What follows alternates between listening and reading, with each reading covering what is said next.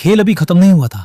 Sam ने एक भारी टेलीविजन उठाया और नीचे गिरे उस आदमी के चेहरे पर दे मारा, जिससे उसका काम तमाम हो गया। जब घर के मालिक वापस लौटे तो पूरे घर में सन्नाटा था। सामान बिखरा पड़ा था और जलते हुए मांस की गंदी बदबू आ रही थी। जैसे ही मालिक ने लाश के चेहरे से टीवी हटाया, उसके होश उड़ गए। वो कोई बाहर का कातिल नहीं, बल्कि उनका अपना नौकर था। तभी टीवी पर न्यूज़ फ्लैश हुई कि पुलिस ने असली कातिल को पहचान लिया है।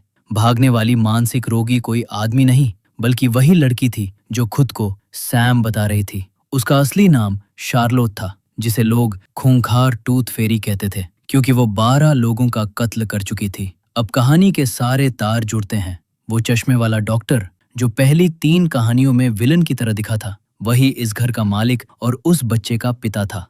वही डॉक्टर जो पहली कहानी में अपनी पत्नी को धोखा दे रहा था। वही डॉक्टर जिसका लाइसेंस रद्द हो चुका था। वही डॉक्टर जिसने दाढ़ी वाले आदमी को अपनी पत्नी का कत्ल करने के लिए उकसाया था। उस डॉक्टर का मानना था कि बुरे काम का बुरा नतीजा होता है। जब वो रसोई में उस जलने वाली गंध का पीछा करते हुए माइक्रोवेव तक पहुंचा और उसे खोला तो उसकी चीख निकल गई। उसकी क्रूरता का बदला किस्मत ने ऐसे लिया कि उसकी अपनी औलाद को टूथ फेरी ने माइक्रोवेव में भून दिया था। मुर्दा घर में ये कहानी सुनाने के बाद वो बूढ़ा आदमी बिल्कुल नहीं डरा। उसने शांति से पूछा, तो तुम यहाँ वापस क्यों आई हो? शार्लोट ने अपनी सनक बताई। वो जिसे भी मारती थी, उसका एक दांत इनाम के तौर पर निकाल लेती थी। पिछली बार वो बच्चे का दांत नहीं ले पाई थी, इसलिए वो यहाँ मुर्दा घर में उस बच्चे की लाश से अपना इनाम वसूलने आई थी। बूढ़े आदमी ने जब उसे रोकने की कोशिश की तो शार्लोट ने उसके पेट में चाकू घोंप दिया। उसने बूढ़े के कान में फुसफुसाते हुए कहा, दुनिया में कर्म वरम जैसी कोई चीज नहीं होती। हकीकत तो ये है कि आखिर में हमेशा बुरे लोग ही जीतते हैं। इस बार टूथ फेरी का पाला किसी मामूली इंसान से नहीं, बल्कि एक शैतानी ताकत से पड़ा था। जैसे ही वो जाने लगी, उसे पीछे से बूढ़े आदमी के हंसने की आवाज आई। जब उसने मुड़कर देखा तो वो दंग रह गई। बूढ़ा आदमी ऐसे खड़ा था जैसे उसे कुछ हुआ ही ना हो। उसके पेट के घाव से खून नहीं, बल्कि कोई अजीब सा पीला लिक्विड बह रहा था। वो बूढ़ा इंसान था ही नहीं।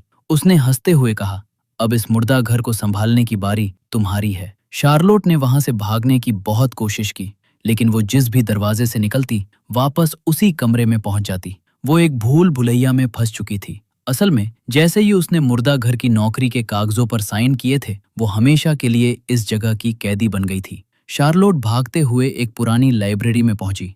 वहां अचानक अलमारियों से 12 किताबें गिरी। हर किताब में उसके द्वारा किए गए एक कत्ल की कहानी थी। तभी उन किताबों से वे सभी बच्चे बाहर निकलने लगे जिन्हें शार्लोट ने बेरहमी से जलाकर मारा था।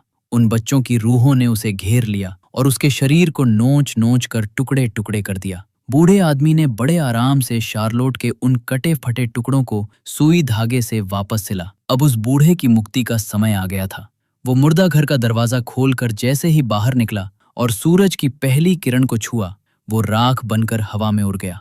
सदियों तक मुर्दा घर में कैद रहने की वजह से उसका शरीर अब बाहरी दुनिया की रोशनी सहने लायक नहीं बचा था। जैसे ही बूढ़ा मरा, मुर्दा घर की मेज पर टूथ फेरी यानी शार्लोट की आंख खुली। उसका पूरा शरीर टांकों और निशानों से भरा था।